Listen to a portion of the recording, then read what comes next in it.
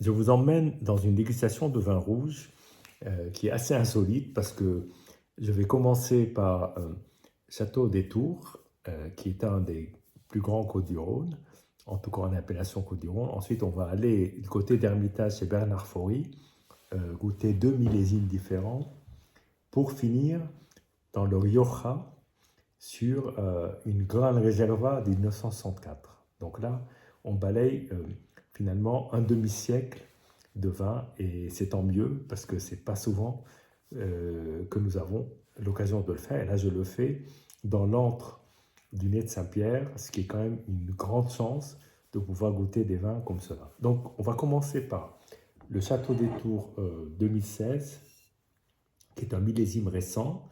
Quand je dis récent, parce que chez Emmanuel Reynaud, les millésimes sont mis sur le marché avec quand même quelques années d'élevage et ensuite quelques années en bouteille. Là, en l'occurrence, le Côte-du-Rhône, Château des Tours, a été mis en bouteille tout récemment. Et évidemment, quand on monte dans les appellations et dans les fonds Salette, Pignan, Rayas, là, en ce moment, c'est le 2011 pardon, de Rayas qui est mis sur le marché. On va commencer par ce Château des Tours, qui est une belle signature d'Emmanuel Reynaud, qui est propriétaire de fonds Salette, Pignan, Rayas et aussi de Château des Tours. Donc. Et là, on a effectivement, il y a des vignes en Côte-du-Rhône, il y a des vignes en Bacqueyras. On est sur une couleur qui est très claire, signe de peu d'extraction, très légèrement évolué. Pour un demi-sèche, je trouve quand même c'est plutôt pas mal évolué.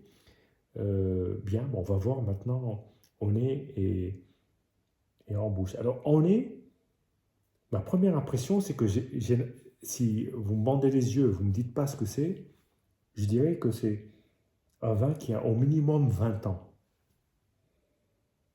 C'est un vieux jeune. Il y a dans ce vin des arômes qu'on peut retrouver dans certains vins plus anciens. Je pense aux fruits secs, je pense au côté balsamique, je pense au côté pruneau, réduction.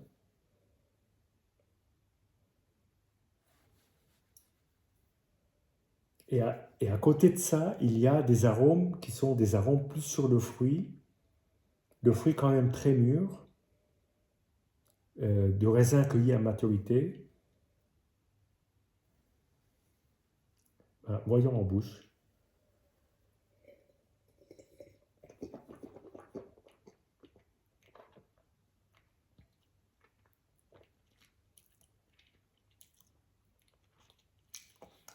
Alors d'abord, ça agrippe extraordinairement le palais. C'est-à-dire qu'il y a vraiment des fins tanins qui accrochent l'ensemble du palais, tout en donnant cette impression de fruits très mûrs, de presque pruneaux d'Agen, légèrement macérés, avec des épices, et le côté fruits secs et le côté fruits très mûrs.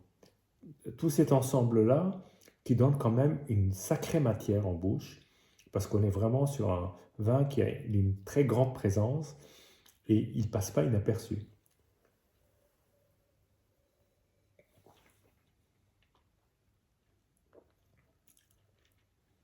Ça me fait penser, figurez-vous, à des vieux Ribera del Duero de 20 ans.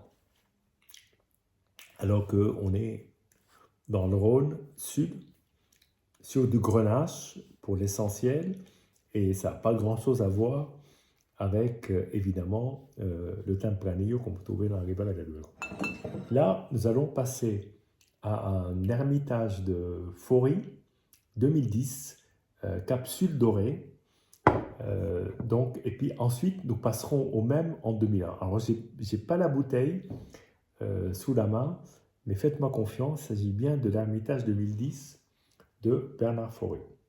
Alors, Bernard Faury est un vigneron très atypique sur l'appellation Hermitage et Saint-Joseph, qui vient d'ailleurs de mettre en bouteille son dernier millésime, qui a conservé quelques fûts, mais ça y est, c'est terminé.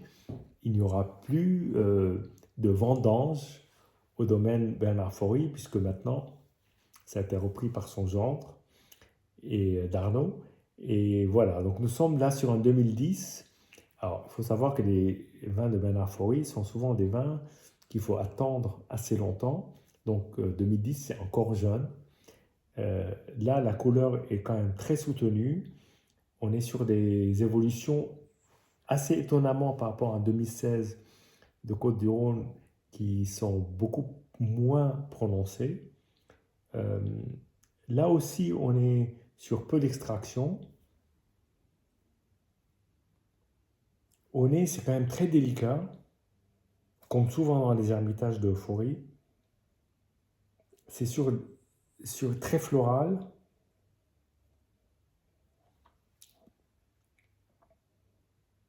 Sur le cassis, framboise, cassis, floral.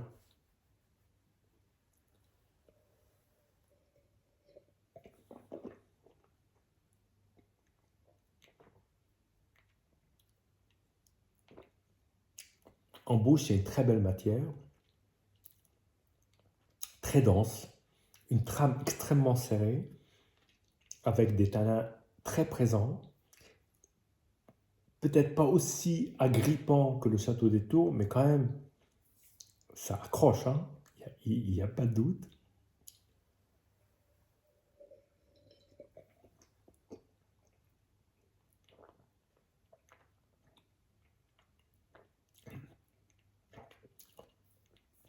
On retrouve la fraise, le cassis, même un peu la framboise, quelques épices, euh, un peu poivré et une matière extrêmement présente et une belle acidité. En tout cas, c'est un vin qui est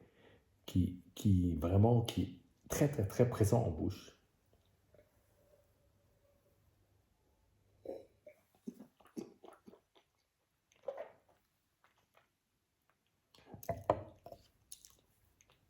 Et une fin vraiment euh, en contraste avec l'attaque.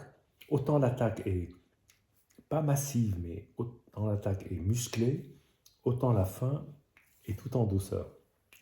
Et là, nous allons passer à la même cuvée, donc toujours capsule dorée, mais en 2001, donc 9 ans de plus. Donc là, on est sur un vin qui a 21 ans. Et attention les yeux, parce que c'est pas parce que ça a 21 ans que ce vin va accuser son âge. Souvent, chez Bernard Faury, il faut être extrêmement patient. Donc là, au niveau de la robe, c'est à peine plus évolué que le 2010. C'est quand même un peu plus évolué, mais pas beaucoup. La couleur est presque moins évoluée que le Château des Tours 2016, mais ça aussi, c'est une question. Les couleurs des vins d'Emmanuel Reynaud sont souvent un peu ambrées. Là, on est plus sur du rouge, avec un pourtour qui est un peu évolué. Le nez ressemble quand même pas mal au 2010. On ressent quand même la patte du vigneron, avec un côté plus salin, plus maritime presque, et un peu plus poivré au nez, mais on retrouve la mûre, le cassis.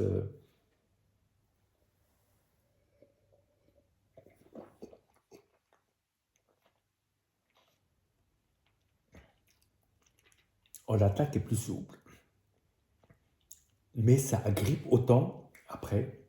C'est juste l'attaque qui est très... Ça coule, et puis, ça agrippe avec ces arômes de fruits, là, de cassis, d'épices, et une plus grande acidité qui contient le vin et qui le maintient en vie.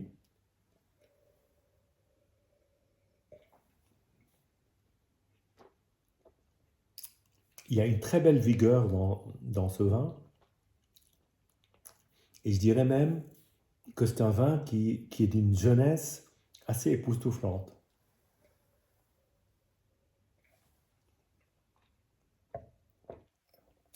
Quoi, moi j'adore, c'est personnel, mais j'adore les vins de Bernard Faury, et ce 2001, autant que le 2010, m'enchante.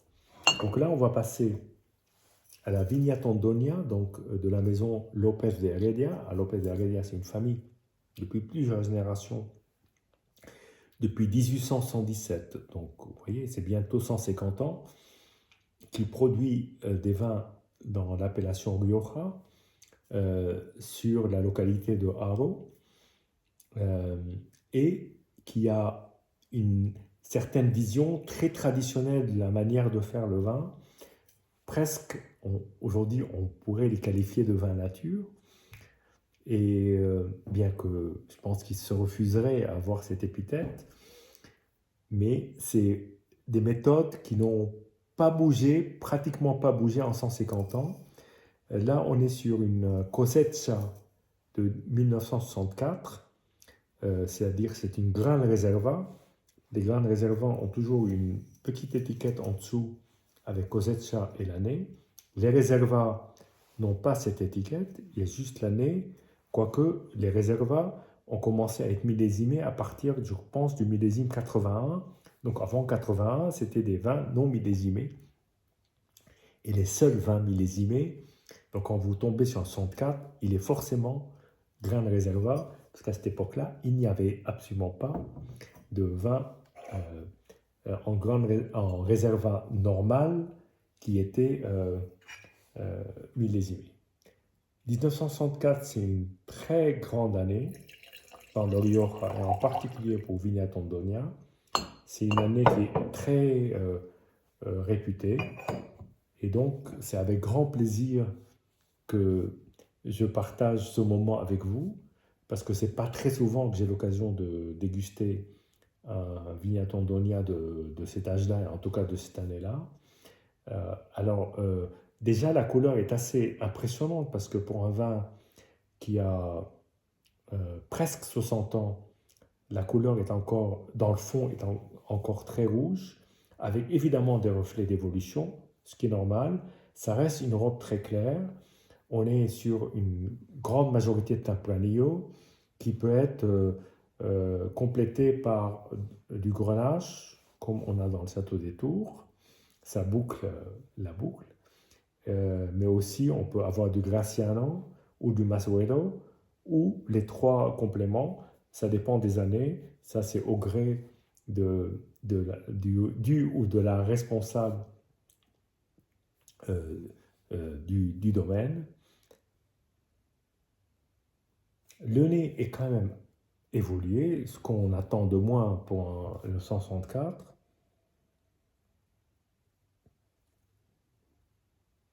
C'est un nez quand même qui laisse penser que le vin a quand même un certain âge.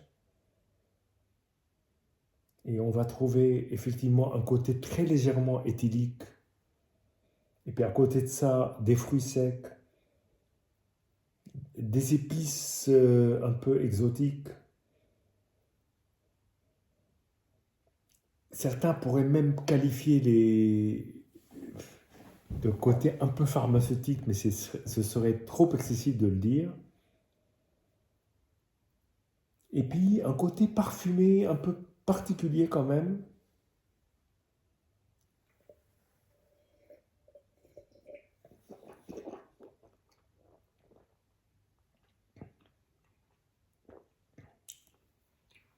Quand même, l'attaque en bouche est encore dotée d'une grande vigueur. Et après, il y a ce côté acide, enfin cette acidité qu'on retrouve dans beaucoup de Viña Tondonia. Et quand on aime, et quand on s'habitue à cette acidité, ben finalement, on commence à apprécier ces vins.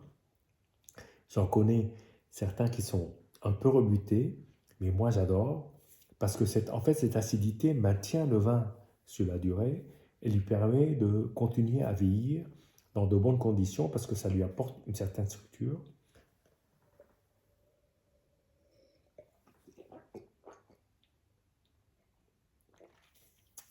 On est quand même sur des aromatiques de fruits mûrs, de fruits épicés, comme des fruits macérés avec des épices. Euh,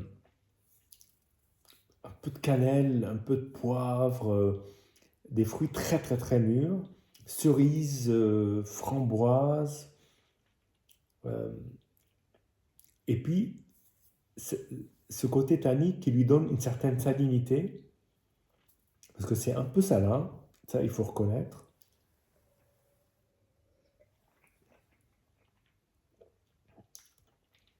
Tout en ayant une belle structure et une fin bouche qui est vraiment euh, très soutenue et très présente.